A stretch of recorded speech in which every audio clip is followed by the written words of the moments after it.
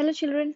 Okay, let's start with our next example, next reaction, that is reaction of metallic oxide with acids. ठीक है, अब देखो इस reaction में I hope you all know what are metals. तो हम किसी भी मेटल का कोई ऑक्साइड ले लेंगे। सपोज आपने मेटल लिया कैल्शियम। ओके, कैल्शियम का ऑक्साइड बनाने के लिए फॉर्मूला आपका CaO हो जाएगा, क्योंकि कैल्शियम के ऊपर भी +2 चार्ज है और ऑक्सीजन के ऊपर -2 चार्ज है। अब जैसे ही इसको किसी एसिड के साथ रिएक्ट करते हैं, okay, we will react it with some acid. So see what will happen. Again double displacement reaction, कुछ नहीं है इसमें ज्यादा, आप सब आराम से आंसर इसको कर सकते हैं। Okay, you if you as soon as I write the reactants, तो आप लोग पॉज करके प्रोडक्ट खुद लिखने की कोशिश कीजिए, तो आपको ज्यादा कॉन्फिडेंस आएगा। ठीक है, और फिर आप कंटिन्यू करके एंड फिर आप चेक कर सकते हैं आपका आंसर करेक्ट है कि नहीं। ओके, कैल्शियम Cl के साथ चला जाएगा और हाइड्रोजन ऑक्सीजन के साथ चला जाएगा।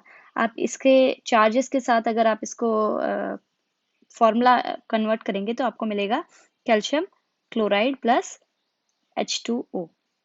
नाउ सी, ये आपका मेटल ऑक्साइड था। कैल्शियम एक मेटल है, उसका ऑक्साइड था। ये एक एसिड है, ये आपका सॉल्ट बना है अलॉन्ग विद वाटर। तो देखो दो न्यूट्रल सब्सटेंस बने हैं, सॉल्ट एंड वाटर। ओके, सो जो कैल्शियम ऑक्साइड है ये आपकी डेफिनेटली एसिड है। क्या हम ये बोल सकते हैं कैल्शियम ऑक्साइड का नेचर बेसिक होना चाहिए तभी उसने सॉल्ट एंड वाटर बनाया है? ओके, एक्चुअल में जितने भी मेटेलिक ऑक्साइड होते हैं ये बेसिक इन नेचर होते हैं। ये बेसिक इन नेचर होते हैं जितने भी मेटल ऑक्साइड्स। ओके, हम मेटल ऑक्साइड और नॉन मेटल ऑक्साइड एसिड क्या बेसिक है उसके ऊपर एक एक्सरसाइज करेंगे बाद में। अभी आप लोग देखिए, सबसे पहले you will notice that the colour of the solution become blue green and the copper oxide. ये यहाँ पे एक्टिविटी इन्होंने की है, इन्होंने कॉपर ऑक्साइड लिया है। They have taken copper oxide in a beaker and उसमें इन्होंने HCl डाली है। ओके, इन्होंने जैसे HCl डाली है तो आपका सॉल्यूशन, आप लोग तुरंत आंसर लिखेंगे कॉपर क्लोराइड प्लस वाटर बन जाएगा। ओके, सो सी आपका जो you will notice the colour of solution become bluish green. तो आपका जो ये कॉपर क्लोराइड है ये ब्लूइश ग्रीन कलर का होता है and the copper oxide dissolves, और जो आपका कॉपर ऑक्साइड है इसमें डिजॉल्व हो जाएगा। Okay, now the blue green colour of the solution is due to formation of copper chloride. आपको ये चीज यहाँ पे याद रखनी है कि जो आपका कॉपर क्लोराइड है उसका कलर आपका ब्लूइश ग्रीन होता है, ब्लू ग्रीन कलर होता है। ठीक है, और इसमें अगर क्वेश्चन पूछा कि हमने एक मेटल ऑक्साइड ली थी, उसे हमने एक एसिड के साथ रिएक्ट किया, तो जो सॉल्यूशन है वो ब्लू ग्रीन कलर का हो गया, तो वो कौन सा मेटलिक ऑक्साइड होगा? ठीक है, तो आपको पता होना चाहिए वो कॉपर ऑक्साइड है। इन जनरल हम कैसे लिखेंगे, आप मेटल ऑक्साइड लें, उसको आप एसिड के साथ रिएक्ट करें, एक मेटल ऑक्साइड एसिड के साथ आप रिएक्ट करें, you will see, you will get salt and water. ठीक है, ये भी एक न्यूट्रलाइजेशन रिएक्शन है, neutralization reaction. Okay, so we are done with our fourth chemical reaction. Now proceed to fifth chemical reaction. हम लोग fifth वाला देखते हैं। Okay, now जो उसका बचा हुआ पैराग्राफ है, now write and balance the chemical equation for the above reaction since metallic oxide reacts with acid to give salt and water. Similarly to reaction of base with an acid, metallic oxide are said to be basic oxide. ये बड़ी important line है कि जो आपका metallic oxide है उसका nature basic होता है। ठीक है, तभी वो एसिड के साथ रिएक्ट कर पा रही है। जो भी आपके मेटलिक ऑक्साइड है उनका नेचर बेसिक होता है, ये आपको अच्छी तरह पता होना चाहिए, क्योंकि उसने एसिड के साथ रिएक्ट करके आपके न्यूट्रल सब्सटेंस दिए जो है salt and water. Okay, now let's proceed to next reaction. अब हम नॉन मेटलिक ऑक्साइड को बेस के साथ रिएक्ट कर रहे हैं। ठीक है, हमने मेटलिक ऑक्साइड को एसिड के साथ रिएक्ट किया था। अब अगर हम मेटलिक ऑक्साइड बेस के साथ ही रिएक्ट करें ना, अगर हम बेस के साथ हम मेटलिक ऑक्साइड लें तो हम देखेंगे कोई रिएक्शन ही नहीं होगा, क्योंकि ये भी बेसिक नेचर है, ये भी बेसिक नेचर है, तो ये दोनों कोई रिएक्शन नहीं देंगे।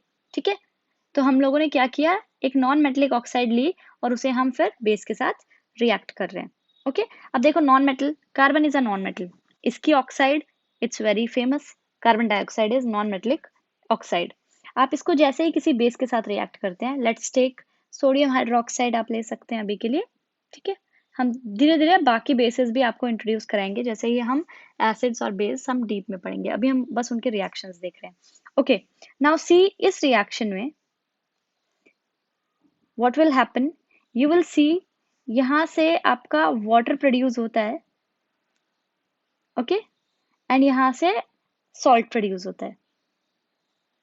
व्हाट, या फिर आप लोग जो जिस चीज के साथ फैमिलियर है, हमारा एक रिएक्शन है फैमिलियर है, उसके साथ करते हैं, फिर हम सोडियम हाइड्रोक्साइड के साथ बाद में करेंगे।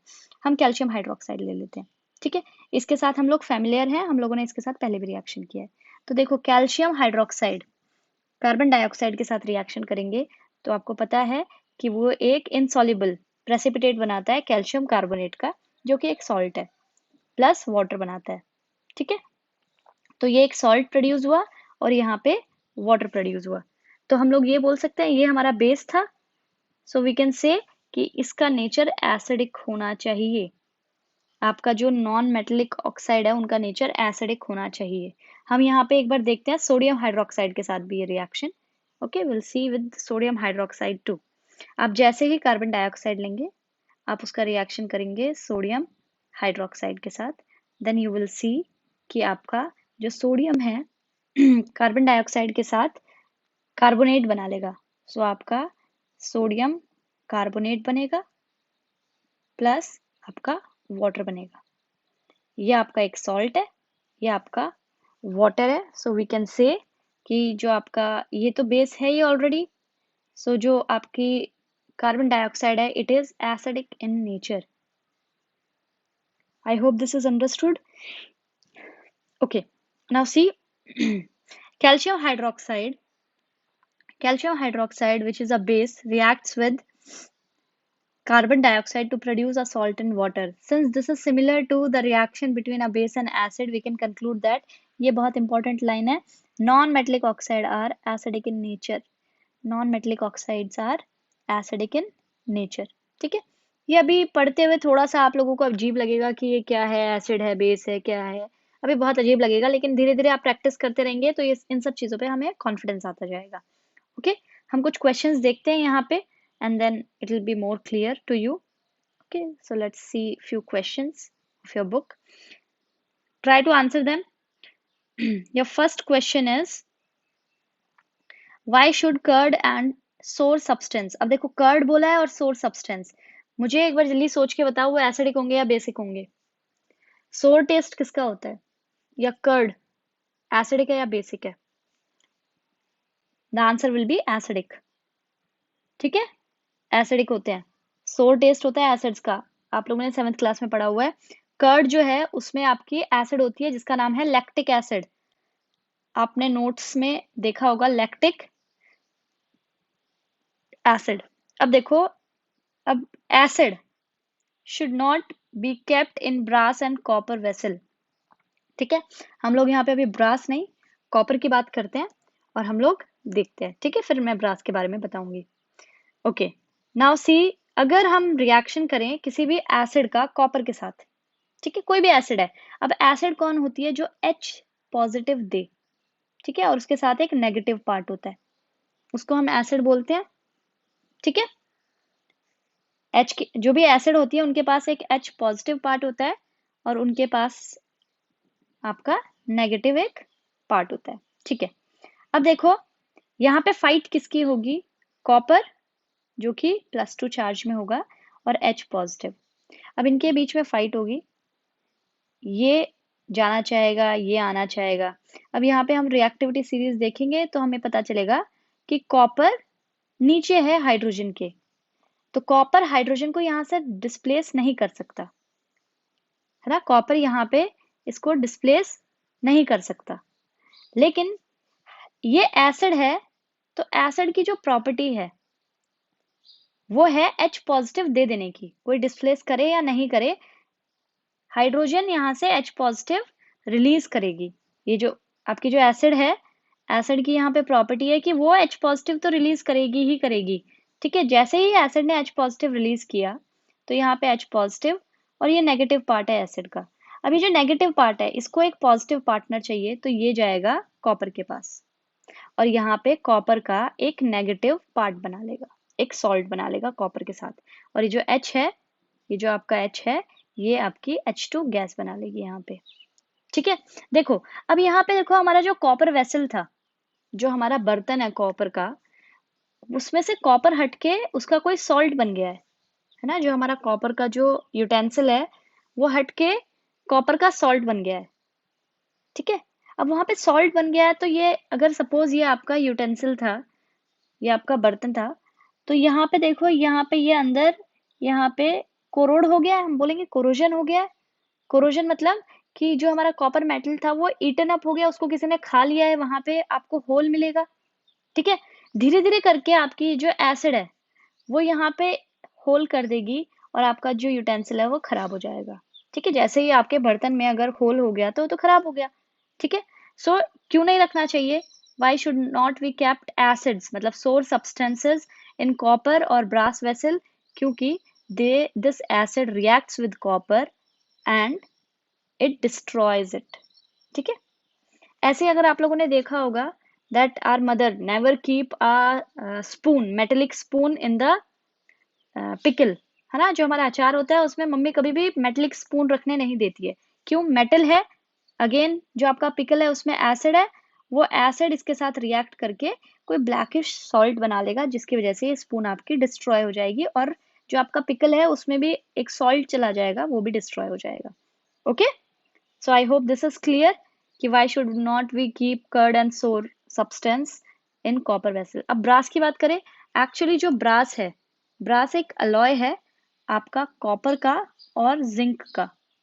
ठीक है, उसमें कॉपर और जिंक दोनों है, तो कॉपर यहाँ पे डिस्ट्रॉय होने लग जाता है। ठीक है, तो ब्रास भी, अब ब्रास के भी बर्तन में इसको नहीं रखते हैं। Okay, come to the next question. Which gas is usually liberated when an acid reacts with a metal? I hope you all know the answer कि कौन सी गैस लिबरेट होगी जैसे ही आपकी एसिड जो है वो मेटल के साथ रिएक्ट करती है, and the hydrogen, answer is hydrogen gas. ठीक है, आपने कोई भी एसिड ली, उसको आपने किसी भी मेटल के साथ रिएक्ट किया, you will get hydrogen gas, एक सॉल्ट और hydrogen gas. Okay, illustrate with an example, ये एक एग्जाम्पल हो गया। ठीक है, how will you test the presence of this gas? अब हमें हाइड्रोजन गैस कैसे पता चले कि ये गैस हाइड्रोजन है, तो उसको आपको एक एग्जाम्पल, आपको इलिस्ट्रेट करना है, एक टेस्ट बताना है जिससे हमें पता चल जाए कि ये गैस है। ठीक है, तो आप सबको पता है, हम लोग एक बर्निंग मैच स्टिक लेके आएंगे, and if it Burns with pop sound, तो हम बोलेंगे कि सिर्फ हाइड्रोजन गैस ही है जो पॉप साउंड के साथ बर्न करती है, तो ये इसलिए हाइड्रोजन है, क्योंकि हमने जैसे इसके पास कैंडल लेके आए तो वो पॉप साउंड से बर्न की। Okay, now let's move to the third question. हम लोग थर्ड क्वेश्चन देखते हैं। See, the question is metal compound A, metal का कोई कंपाउंड है A, which reacts with hydrochloric acid. ठीक है, कोई मेटल का कोई कंपाउंड है, उस कंपाउंड का हमें पता है नहीं, वो हाइड्रोक्लोरिक एसिड के साथ रिएक्ट कर रहा है टू प्रोड्यूस एफरवेसेंस। देखो ये वर्ड आया एफरवेसेंस, मतलब देखो आप सबको हिंट मिल गया होगा, एफरवेसेंस मतलब कार्बन डाइऑक्साइड बहुत स्पीड से रिलीज हो रही है।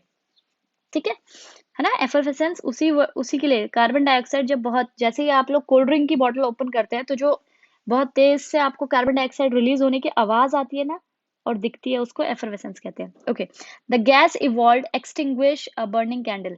आप सबको पता है carbon dioxide is a very good extinguisher. जो आपके घर के बाहर या स्कूल में या कहीं पे भी जो आपने सिलेंडर देखे हैं ना, फायर एक्सटिंग्विशर जो आग को बुझाते हैं, उसमें कार्बन डाइऑक्साइड को यूज किया जाता है, क्योंकि कार्बन डाइऑक्साइड ऑक्सीजन की सप्लाई को ब्रेक कर देती है, टेम्परेचर उस सब्सटेंस का नीचे लाती है। ठीक है, तो वो उसको जलने नहीं देती, तो इसलिए कार्बन डाइऑक्साइड, अब देखो ये हम कंफर्म कर सकते हैं कि वो बर्निंग कैंडल को एक्सटिंग्विश कर देती है, तो मीन्स ये एफरवेसेंस और ये दोनों चीजें क्या इंडिकेट कर रही है, जो गैस रिलीज हुई है वो कार्बन डाइऑक्साइड है।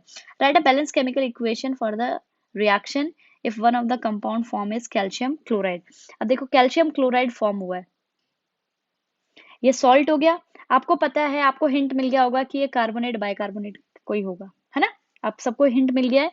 ठीक है, यहाँ पे वाटर भी प्रोड्यूस होगा, यू ऑल नो दिस। तो हम जल्दी से बता दें कि ये मेटल कौन सा होगा, कैल्शियम का सॉल्ट बना है, तो ये मेटल कौन सा होगा, कैल्शियम।